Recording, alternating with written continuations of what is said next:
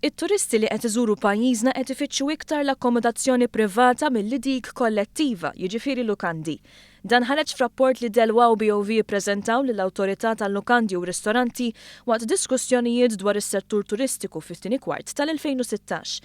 David Bonnet, prinċipal fil-kumpanija L-Akkomodazzjoni, qal li minkejja żieda sostanzjali fit-turisti li żaru Malta fl-aħħar xhur, il-lukandi ftit ibbenefikaw minn din iż-żieda. U l-volumi li kellhom x'jaqsmu mal-hotels fil-sens ta' guest nights, ġifieri kemm għadu turisti bħala li fil-hotels, ma żdiedx fit-tieni kwarta dis-sena, mentri turiżmu żdied hawn Malta. Li wieħed ifittex akkomodazzjoni privata l-iktar farmhouses jew appartamenti għal kiri qed tidħol iżjed fil-kultura turistika anki meta l-Maltin stess qed isifru.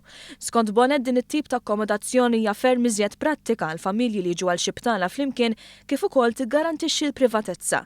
Għalkemm l-aħbar tinkwieta lil xi wħud, Bonnet assigura li l-kompetizzjoni f'settur bħal huwa t-turiżmu huwa importanti u ta' min wieħed jużah biex itejjeb is-servizzi kif fil-fatt bosta lukandi diġà qed jagħmlu permezz ta' prezzijiet flessibbli ta' ikel u xorb. Li r-rati qed jitjiebu, ġifieri bħala profitt l-industrija dejjem qed tissejjer aħjar, eċetera.